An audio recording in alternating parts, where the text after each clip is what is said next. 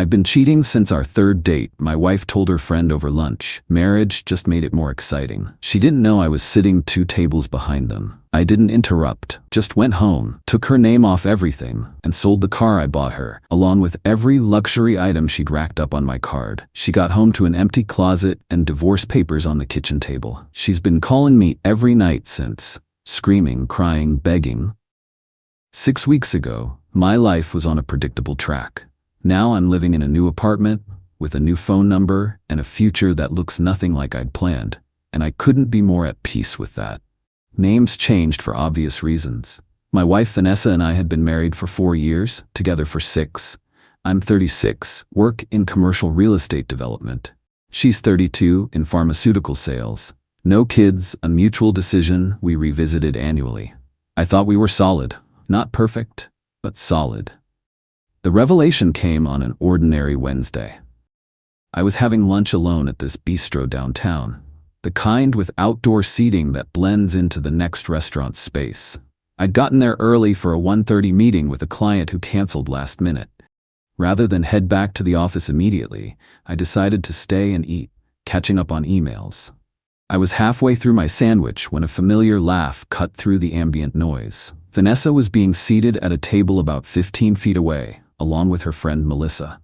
They hadn't seen me. I was partially hidden behind a large potted plant, and they were engrossed in conversation. I was about to call out when I heard my name. "So James still has no idea?" Melissa asked, leaning forward conspiratorially. Vanessa's laugh again, dismissive. "God no. He's completely clueless." I froze, fork suspended midair. Something in her tone made me stay silent, made me listen. "I've been cheating since our third date," Vanessa continued, sipping her wine. "Marriage just made it more exciting. There's something about wearing his ring while I'm with someone else that adds an extra thrill." Melissa giggled nervously. "How many guys are we talking about?" "Total? Maybe 12. Currently active, just 3. 3? How do you keep them straight?" "It's not that complicated. Eric is Tuesdays when James has his late meetings. Chris is for when James travels, and Michael is... well, Michael is special. More than just sex." I sat there completely still, hearing my wife casually deconstruct our entire relationship. She went on to detail her system for keeping her affairs hidden. Separate email accounts, a second phone, even a credit card I knew nothing about. "James makes it easy," she said. "He's so trusting, so predictable. Always home when he says he'll be. Always tells me his schedule. I know exactly where he is at all times. Aren't you afraid he'll find out?" "Sometimes I almost want him to," Vanessa admitted, lowering her voice slightly. "But he won't. He sees what he wants to see. And even if he did, what would he do? The house is in both our names. My name's on his accounts. He'd have to pay alimony. He's too practical to blow everything up." They moved on to other topics after that, but I'd heard enough. I paid my bill quietly and left, careful to stay out of their line of sight. I drove home in a state of eerie calm. No white-hot rage, no breakdown, just a cold, methodical clarity I'd never experienced before. By the time I pulled into our driveway, I had already formulated a plan.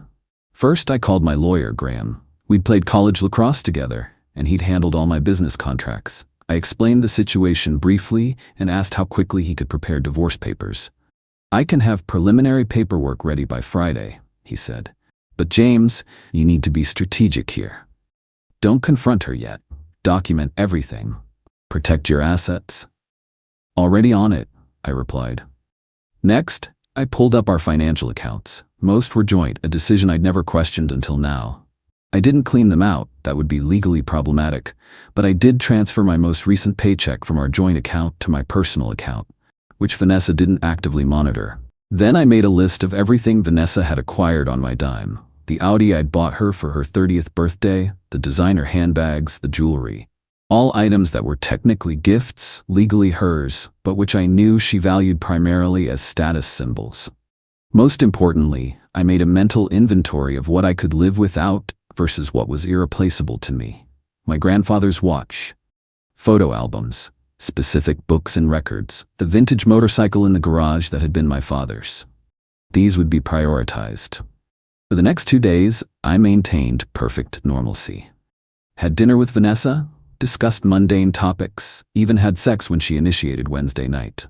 all while mentally cataloging every lie, every work emergency, every girls' night that now made perfect sense. On Friday morning, Vanessa left for a conference in the city, a 3-day affair that I now understood was likely with Special Michael. The moment her car left the driveway, I sprang into action. First stop, our bank. I removed Vanessa as an authorized user on my primary credit cards, the ones in my name only. I couldn't touch the joint cards yet without raising red flags, but I could prevent new charges on my personal accounts. Next, I called a buddy who owned a luxury car dealership. Explained I needed to sell an Audi immediately, even at a loss. The car was in my name, a gift to Vanessa but legally mine. He agreed to handle everything, no questions asked. Then I went home and systematically packed all my essential and irreplaceable items. Not everything. That would tip her off if she returned early. Just the things that truly mattered. These went into a storage unit I'd rented that morning. I contacted a high-end consignment shop about the designer items Vanessa had accumulated using my primary credit card. The owner, sensing a fire sale, came to the house that afternoon and made a fair offer for the lot. Handbags, shoes, unused clothing with tags still attached. All items Vanessa had purchased, worn once for Instagram, then relegated to the back of her closet. By evening, I'd signed a 6-month lease on an apartment across town, furnished with basics from a rental company. I'd set up mail forwarding for my personal items and changed all my passwords. I'd withdrawn my name from our joint gym membership, streaming services, and wine club subscription. Graham came through with preliminary divorce papers, not finalized, as that would take time, but enough to make my intentions crystal clear. I left these centered on the kitchen table with a brief note. I know everything. Don't try to contact me. My lawyer will be in touch. The consignment shop owner returned Saturday to collect the agreed-upon items. The Audi was towed to my friend's dealership. I took one last look around the house, then locked the door and left my key inside. By Saturday night, I was settled in my new apartment. I turned off my old phone, activated a new one with a new number, and waited. Vanessa returned Sunday evening, a day early from her conference. I know this because my home security cameras, which she didn't know could be accessed remotely, captured her arrival. I watched on my laptop as she entered the house, calling my name. Saw her confusion as she noticed things missing. Watched her rush upstairs, then returned to the kitchen where she found the divorce papers.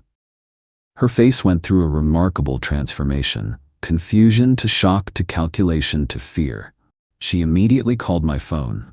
When that went straight to voicemail, she tried again and again. Eventually, she sat at the kitchen table, reading through the papers, her expression hardening into something between rage and panic. The text started around 8 p.m. Whatever you think you know, you're wrong. This is insane. We need to talk. You can't just leave like this. It's childish. Please call me back. This is all a misunderstanding. By midnight, the tone had shifted. I made some mistakes, but you're overreacting. Everything I did was because something was missing between us. You're throwing away 6 years over nothing. Do you know how many women would kill to have what I had with you? I didn't respond to any of them, just documented each message methodically.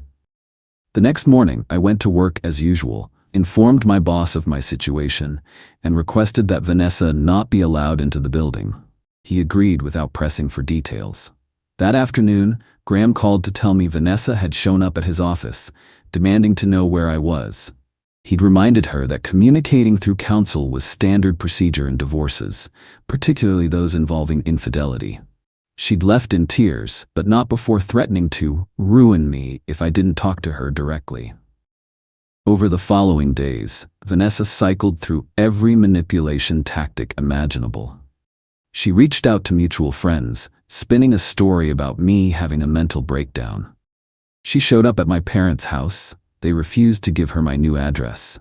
She even filed a missing person report, which was quickly dismissed when I spoke to the officers. 2 weeks in, she changed strategies. Started leaving tearful voicemails about how sorry she was, how she'd do anything for another chance.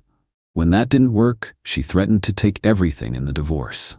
By week 3, she was claiming some of the missing items were irreplaceable family heirlooms that I'd stolen, items I had documentation for, and, in some cases, had never existed. Throughout all of this, I maintained complete silence. No responses, no engagement, nothing that could be twisted or used against me.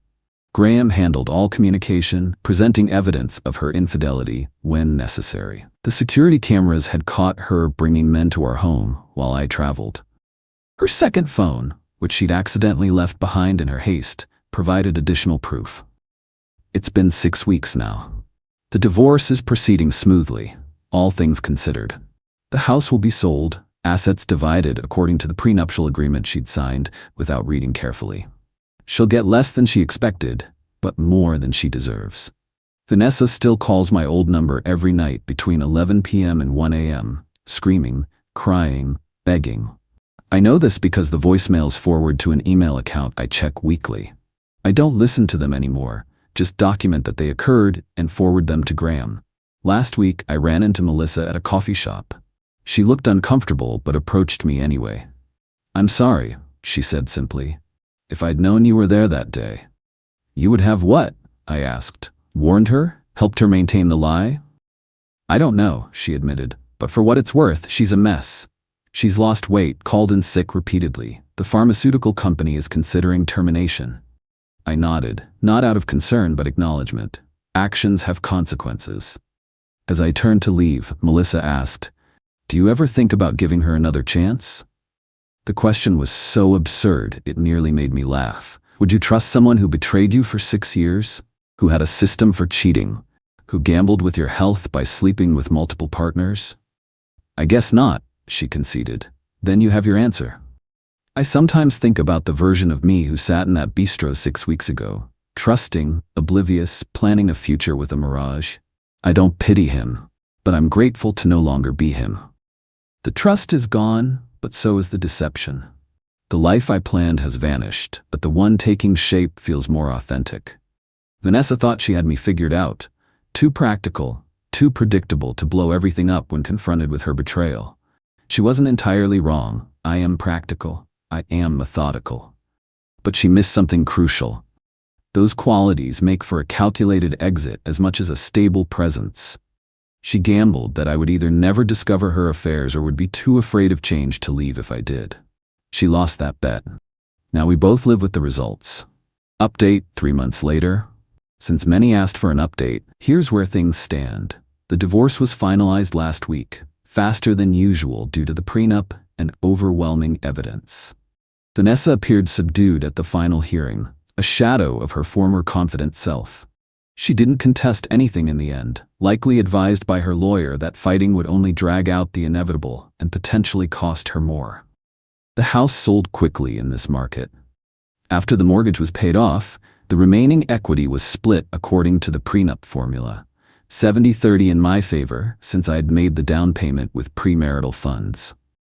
Vanessa tried arguing that her contributions to the marriage warranted more, but the evidence of her systematic infidelity undermined any such claims. Professionally, I've thrived, channeled all the energy that used to go into my marriage into work instead, closed the 2 biggest deals of my career, which led to a promotion. Ironic that the collapse of my personal life coincided with professional advancement, but I'll take the win. Vanessa was indeed terminated from her pharmaceutical sales position. According to mutual connections, she's moved back to her hometown, working retail, while living with her parents. The glamorous life she constructed through my financial support has evaporated entirely. The nighttime calls finally stopped about a month ago. Her last voicemail was different from the others. No screaming, no crying, just a quiet acknowledgement. "I understand now why you did it this way. I wouldn't have listened otherwise. I'm sorry, for whatever that's worth." It's worth very little, to be honest. 6 years of lies can't be erased with one moment of clarity. As for me, I've started to rebuild. Bought a house in a different neighborhood, smaller but with good bones, a project to focus on. Reconnected with friends who'd fallen by the wayside during my marriage. Even started dating casually, though I'm transparent about my trust issues. Several people have criticized my approach as too calculated, suggesting I should have confronted Vanessa directly. To them, I ask, what would that have accomplished? Given her a chance to manipulate the narrative? Allowed her time to hide assets? Or fabricate counter-accusations. The clean break was not just emotionally necessary, it was strategically sound. Others have suggested my story is about revenge. It's not. It's about consequences. I didn't actively try to ruin Vanessa's life. I simply removed myself and my resources from it. The collapse that followed was entirely of her own making. The most valuable lesson from all this has been learning to trust my instincts. Looking back, there were dozens of red flags I rationalized away. Late nights, unexplained expenses, emotional distance followed by periods of intense affection. The signs were there. I just wasn't ready to read them. For anyone in a similar situation, protect yourself first. Emotions can be processed later, once you're safe from further manipulation. And remember that the person who could lie to your face for years is not the person you thought you married. Act accordingly. Edit to clarify. A few commenters questioned the legality of selling the Audi. The car was titled solely in my name, registered solely in my name, with insurance solely in my name, paid for entirely with my premarital funds. It was a gift in the social sense, but legally remained my property. I consulted with my attorney before taking any action to ensure everything was above board.